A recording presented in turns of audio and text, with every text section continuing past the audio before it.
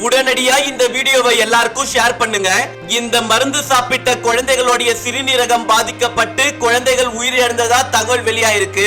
குழந்தைகளுக்கு சளி, இரும்பல், காய்ச்சல் வந்தா கொடுக்கக்கூடிய இந்த கோல்ட்ரீஃப் என்ற மருந்து சாப்பிட்டு இதுவரைக்கும் சுமார் 21 குழந்தைகள் உயிரிழந்ததா தகவல் வெளியாயிருக்கு.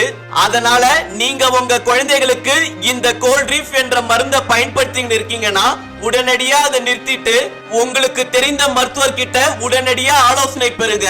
இந்த முக்கியமான தகவலை அனைவருக்கும் தெரிய வைக்க தயவு செஞ்சு இந்த காணொளியை எல்லாருக்கும் ஷேர் பண்ணுங்க.